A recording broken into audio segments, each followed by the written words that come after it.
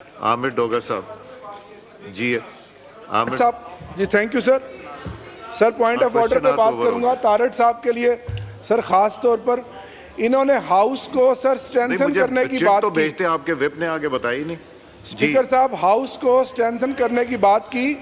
आज business advisory में भी हमने बताया कि हमने ऑलमोस्ट अपना काम स्टैंडिंग कमेटीज़ का डन कर लिया है। 16 कमेटियों की फॉर्मेशन बनाकर आपको दे दी है। हमारी तरफ से सर कोई देर नहीं है, आप इस पर पूरा काम कर रहे हैं। अगर कोई देर है तो इस साइड से होगी। सर दूसरी बात है, किस मुंह से तारड़ साहब का एहतराम है कि ये हाउस की बात करते हैं। सर अभी पिछले दिनों 2 ऑर्डिनेंस आए सर, एक नैब का ऑर्डिनेंस आया और दूसरा सर इलेक्टोरल रिफॉर्म्स पर ऑर्डिनेंस आया। सर नैब पे वो जो रिमांड है 40 दिन से बढ़ाकर दोबारा 14 दिन से बढ़ाकर 40 दिन कर दिया। सर जब इन्हीं बेंचों पे अपोजिशन में ये लोग बैठते थे, इतने लंबे लंबे आंसू बहाते थे कि ये जो 14 दिन है, 302 का कैदी जो है उसका भी 14 दिन है, ये 60 दिन बड़ा जुल्म है। तो सर अब ये मुझे बताएं, 2023 अप्रैल में 1 साल पहले ये सर नैब ऑर्डिनेंस में तरमीम करवाई है इन्होंने और नैब में। तो सर 1 साल के बाद कौन सी क़यामत या इमरजेंसी आ गई है कि उस 14 दिन को फिर 40 दिन के लिए कर दिया? क्या है वो? है कैदी नंबर 804 का डर और खौफ। वो इमरान खान को बहादुरों की तरह जेल में बैठा हुआ है। और सर ये जितने मर्जी झूठे मुकदमात बना दें, तोशा खाना के और मुकदमात बना दें, कादर यूनिवर्सिटी का बना दें, सर वो बहादुरों की तरह जेल काट रहा है। जो साइफर केस का हाल हुआ है वो इन झूठे और बेबुनियाद केसों का होगा।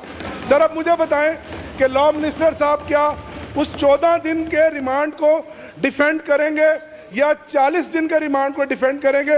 यही लॉ मिनिस्टर थे उस वक्त सर। सर दूसरा ऑर्डिनेंस है सर, वो है इलेक्टोरल रिफॉर्म का।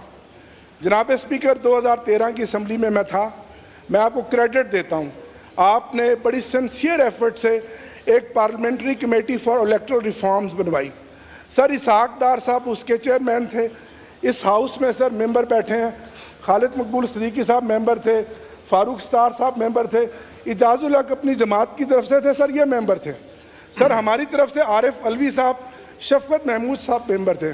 सर 3 दर्जन से ज़्यादा कमेटी की मीटिंग्स हुई और सर उसमें यह तय हुआ कि जो इलेक्शन ट्रिब्यूनल्स बनेंगे उसमें रिटायर्ड जजों को नहीं डाला जाएगा। सर नाचीज़ ने भी वो कमेटी की मीटिंग अटेंड की। सर उसके बाद जब इतनी लंबी एक्सरसाइज हाउस ने की, आप हाउस को स्ट्रेंथन करने की बात की, अब रिटायर्ड जजों को जो घर में सोए पड़े हैं आप उनको भारी पैकेज देंगे, साइजेबल उनको महीने का पैकेज देकर उनको हमारे केसेस लगवाएंगे। तो सर फॉर्म 47 का कौन फैसला करेगा? सर 120 दिन में तो रिटायर्ड जज ने फैसला नहीं करना, वो 5 साल तक लटकाएगा क्योंकि उसकी तो नौकरी का मसला है, उसने तो फैसला नहीं करना। तो सर हम जब ऑर्डिनेंस देते थे कहते थे जी आपने तो ऑर्डिनेंस फैक्ट्री बना दिया। सर अभी तो हाउस चल रहा था, तो क्या ज़रूरत और क्या जल्दी है? तो सर तय हुआ कि ये नहीं चाहते, ये बैसाखियों वाली जो हुकूमत है जो फॉर्म 47 पे है कि हमारे ट्रिब्यूनल्स में जजेस फैसला करें। सर इससे बड़ी कोई धांधली होगी? जवाब दें लॉ मिनिस्टर। इजाज़ साहब आप इस पर ही बात करना चाहेंगे? 1 मिनट इनका ले लें फिर ये करते हैं।